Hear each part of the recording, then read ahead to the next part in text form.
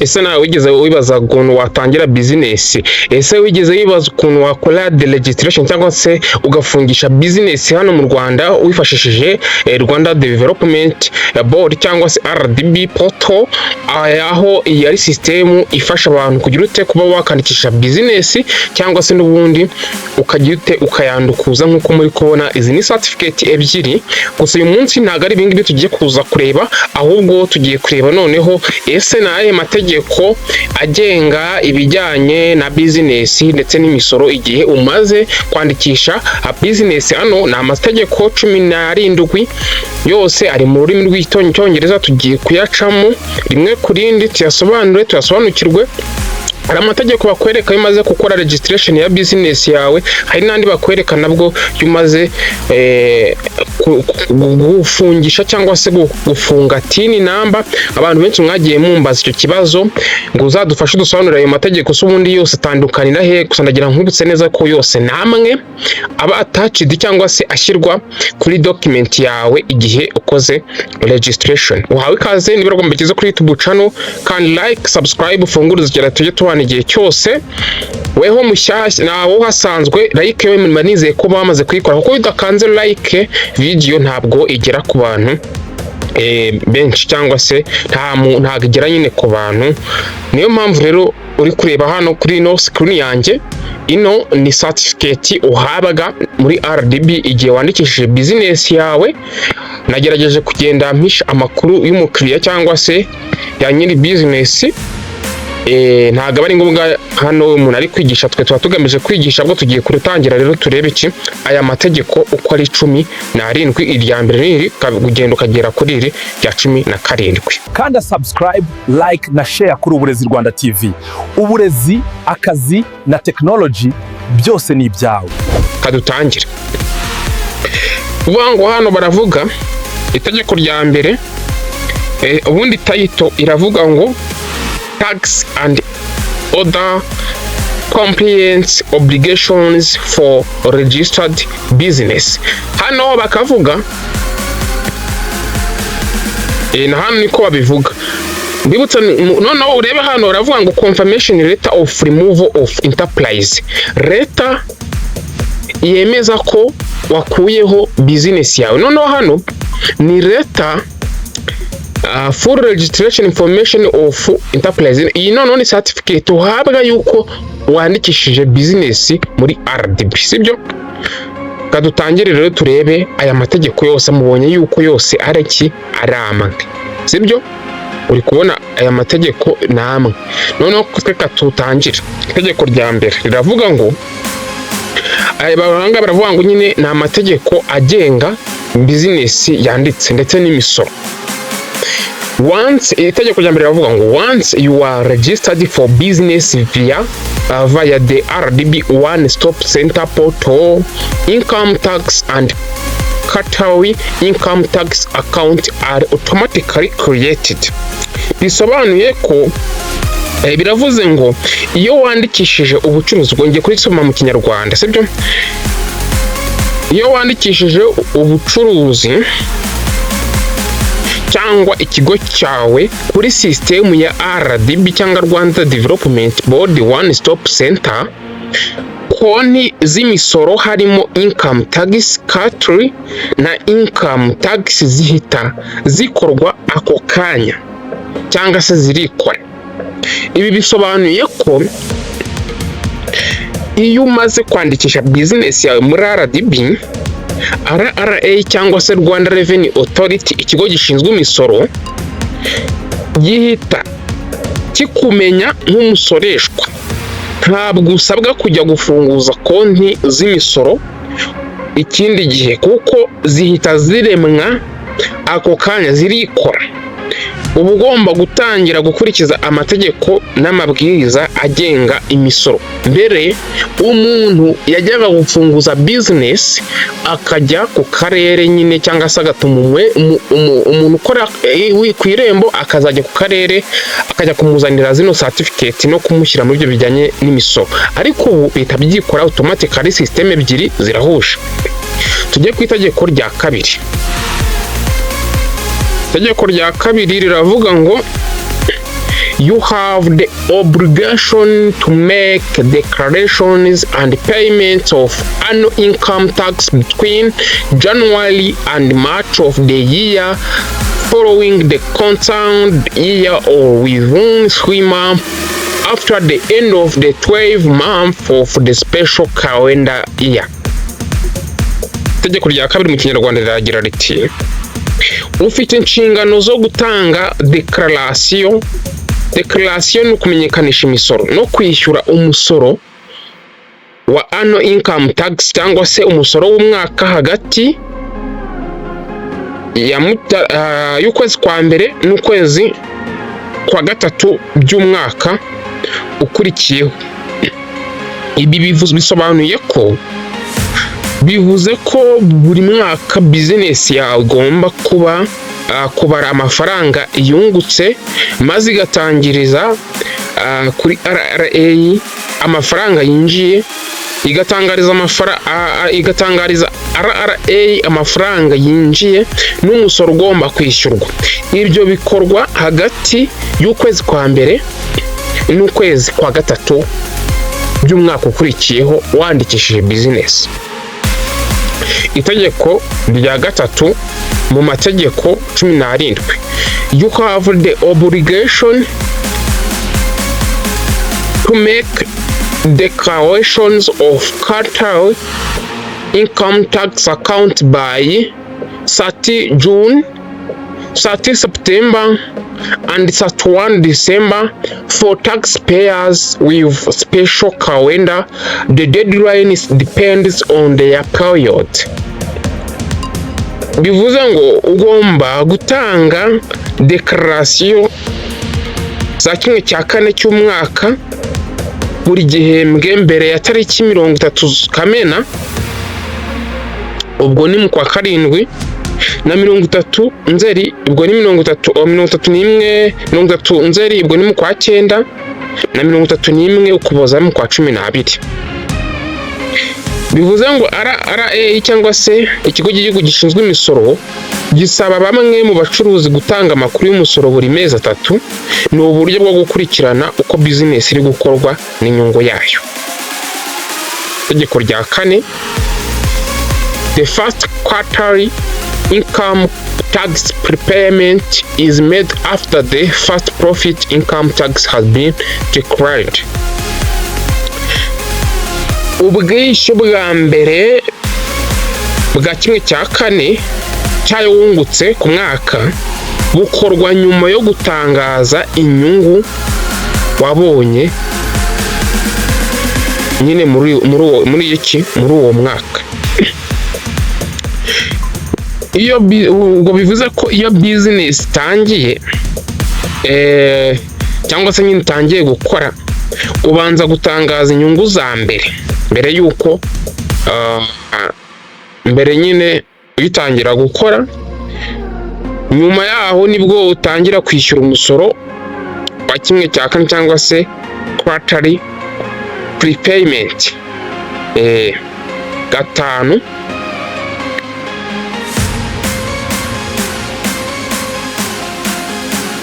itegeko rya 5 riravuga ngo all taxpayers are required to pay domestic taxes, custom duties and local government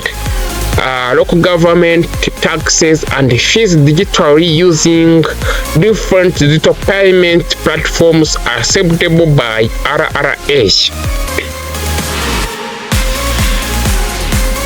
Bano baravuga ngo abasora bose basabwa kwishyura imisoro yose hakoreshejwe uburyo bw'ikoranabuhanga bwemewe n'ikigo cy'igihugu gishinzwe imisoro mu Rwanda RRA. Bivuze ngo RRA ishaka ko imisoro yishyurwa online cyangwa kuri mobile money, banke cyangwa ubundi buryo bwa digital payment, aho gukoresha cash cyangwa se duhereza amafaranga abantu mu ntoki. 6, VAT registration is voluntary if the taxpayer turnover is below 5 million in the 3 months or 20 million per year, VAT registration can be done voluntarily via RRA or the RDB One-Stop Center portal. Kwiyandikisha, ubwo tugeze kuri itegeko rya 6.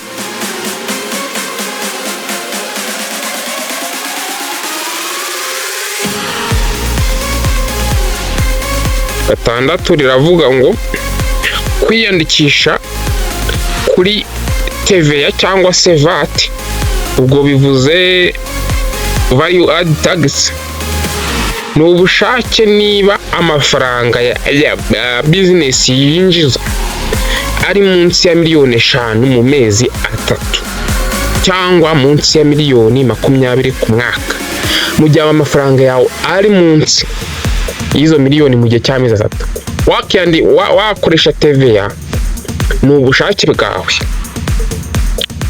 Bisobanuye ko iyo business ikiri nto kandi amafaranga yinjiza atarenga ayo ngayo tubonye, ntabwo ubutegetswe kugira VAT cyangwa se TVA, ariko ushobora kuyisaba ku bushake bwawe. Itegeko rya 7 riragira riti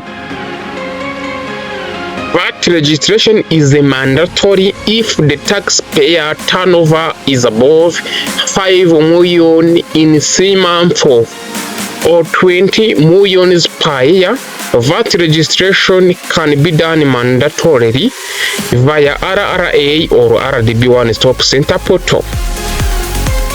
Tugeze kuri 7 bavuga ngo kwiyandikisha kuri TVA ni itegeko niba business yinjiza arenga miliyoni 5 mu mezi 3 cyangwa se miliyoni 20 ku mwaka.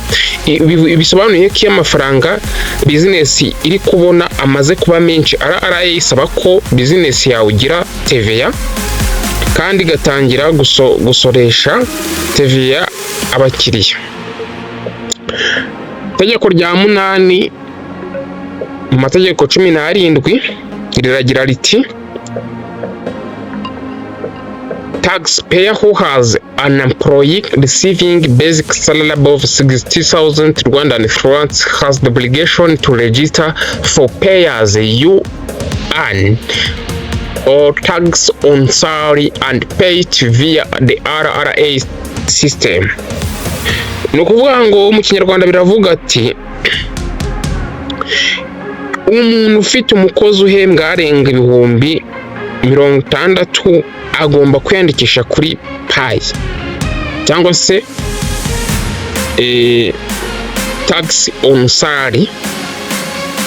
Bivuze ko iyo ufite abakozi uba ugomba gukuraho umusoro ku mishahara yabo maze ukawohereza muri Rwanda Revenue Authority.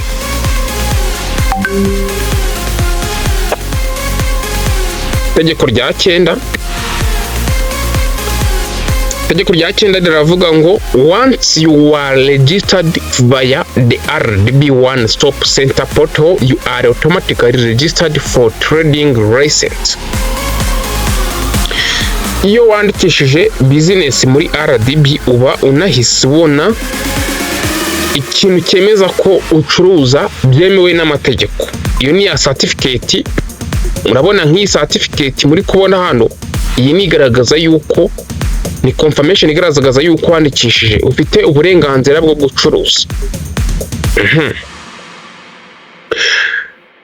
Rero ntago bisaba kujya kureba gitifu ngo meya ngo umukozi ushinzwe imisoro mu karere hoya. Sasa rero tujye ku itegeko rya 10 rivuga ngo once you are registered via the RDB One-Stop Center portal, you are obligated to have EBM. Iyo umaze kwandikisha business ubusabwa kugira EBM, electronic billing machine. EBM ni mashini igufasha kwishyura imisoro. Ino EBM abantu benshi abagonga, ugasanga hamwe barahageze bari gushaka niba bakoresha EBM, bamwe bagafunga imiryango. Rero hano ubutegetswe kugira ute gukoresha EBM kugira ngo wakire amafaranga unayatanga. iyo utasanzwe utayifite haba hari amahirwe menshi ko ucibwa amande angana n'ibihumbi bitewe n'agace, bitewe niba ari mu mujyi niba ari mu cyaro ntabwo bose babacangana. Ubwo aho uherereye uzayo mukingira. Itegeko rya 11 riragira riti Dormancy and Deregistration approvals of business team via the RDB One-Stop Center portal are automatically reflected in the RRA system. Iyo business ishyizwe muri Dormancy cyangwa se ikavaho burundu, bihita bigaragara muri system ya RRA cyangwa se muri system y'ikigo cy'igihugu gishinzwe imisoro RRA. Uvuga ngo bavuze ngo ni Dormancy, ni ukuvuga ngo ni ukubufungishije business yawe by'agateganyo, noneho gukurwaho burundu bwo ntabwo izongera gukora. Nk'ibi ngibi mubona hano bose nagerageje gushaka certificate muri kubona hano. Iyi ngiyi niba umuntu abikoze gutya bivuze ngo muri system y'imisoro ya RRA cyangwa se Rwanda Revenue Authority, hano naho uhita uba closed.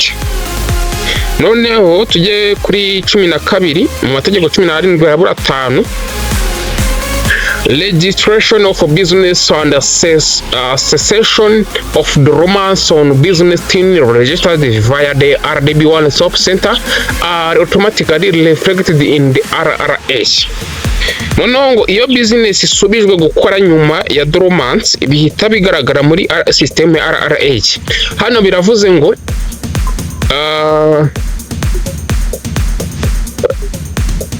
kongera gukoresha niba business yawe yari yarahagaritswe cyangwa se warahagaritse by'agateganyo, none ukongera ukayisubukura wongeye kubona umwanya cyane wo kubona igishoro, amakuru yayo ahita yongera akagaruka muri RRA system cyangwa se muri system y'imisoro.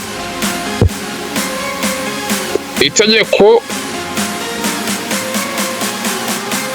rya 13 riravuga ngo active companies secretaries or directors must inform the Registrar General within a period not exceeding 14 days of any change to their beneficial owner. Information from the date of the changes. Dormant companies must submit beneficial owner information every year. Only the registered companies are not obligated to provide beneficial owner information. Bivuze mu Kinyarwanda ngo abayobozi b'ikigo bagomba kumenyesha Registrar General muri minsi 14 cyangwa se umuntu ushinzwe umuregister mu minsi 14 iyo habaye impinduka ku bafite kuri ba nyiri ikigo. Urugero wenda ugasanga nyine hari ba nyiri ikigo cyangwa se aba CEO, aba secretary n'abandi bagiye batandukanye. Rero aha ngaha ugomba kubimenyesha. Rero bivuze ko iyo hari uhindutse mu banyamigabane, urugero abanyamigabane nka ba CEO nyine cyangwa se abafite business, muri RDB igomba kubimenyeshwa bitarenze iminsi 14. Itegeko rya 14 hano baravuga ngo any change to company details including but not limited to its name, type, registered office address, management capital or shareholding structure must be communicated to the Registrar General via the RDB One-Stop Center portal, and the information is automatically updated in the RRA system. Noneho hano baravuga ngo impinduka zose ku makuru ya kampanyi zigomba kumenyeshwa umuregister cyangwa se Registrar General. Hano ngo baravuga ngo izina, ubwoko bwa business, address cyangwa se imyirondoro yayo, igishoro, abanyamigabane, byose ugomba kubimenyesha muri RRA. 15 riravuga ngo as per company law Private companies must file their annual return and accounts between January and July of the year following the concerned year or within 7 months after the end of the 12 months of the special calendar year. Kampani zigenga zigomba gutanga annual return hagati y'ukwezi kwa mbere n'ukwa karindwi. Bivuze ko kampani zigenda buri mwaka zigomba gutanga raporo y'imikorere n'imari muri RDB. Itegeko rya 16 riryo ribanziriza irya nyuma. Mbere yuko turirengaho ndagira ngo mbanze nkubwira ati weho twabanye muri no video mbere yuko tuyisoza. Like niba utayikanze reba ahantu hari agapfunsi kareba hejuru, kari igikumwe kireba hejuru ukoreho. Nukoraho biraba bivuze yuko video iraza kubasha kugera ku bantu benshi, kuko aya makuru ni benshi baba barakeneye. Ikindi uze gukanda handitse share, uze gusangiza abantu bagenzi bawe, aba businessman bagenzi bawe. Okay, riravuga rero ngo itegeko rya 16 riravuga ngo as per company law, public companies must file the annual return and accounting between January and April of the year following the concerned year or within 4 months after the end of 12 months of the special calendar year. Hano baravuga ngo amakampanyi ya leta agomba gutanga raporo munyihanganire, kampani zicuruza imigabane ku rwego rwa leta zisabwa gutanga raporo hakiri kare mu gihe kitarenze hagati, ubwo ni hagati y'ukwezi kwa mbere n'ukwa kane. Noneho hano ikindi ku itegeko rya nyuma ryo rivuga ngo as per company law, foreign companies must file the annual return and accounts between January and June of year following the concerned year or within 6 months after the end of the 12 months of the special calendar year. Hano rero bakavuga ngo kampanyi z'abaforeign cyangwa abanyamahanga zigomba gutanga raporo muri RDB mu gihe cya vuba cyane. Ibigo byo hanze bikorera mu Rwanda nabyo bisabwa gutanga raporo y'imari n'imikorere buri mwaka muri RDB. Ikitonderwa, aya mategeko na ya RDB na RRA agenga business zanditswe muri mu Rwanda gukurikiriza kudakurikiza aya mategeko bishobora gutera penalties, fines cyangwa se guhagarikirwa business kandi ugacirwa n'iki n'amande. Ngayo nguko rero, ayo niyo mategeko ya RDB tubanyuriyemo tukabasobanurira icyo avuga. Icyakora abenshi muragenda mukandikisha ku irembo ariko ntibabasobanurire aya mategeko, bakabaho udupapuro, nyamara bagombaga no kubasobanurira iki aya mategeko. Iyi video umuntu wanjye nibigufashije igeze kuri bagenzi bawe wa businessman wawe, kandi aho wagira ikibazo ushobora kunyandikira direct nkahita ngufasha nta kibazo. Bye bye rero, God bless you, Imana ibarinde, naho butaha.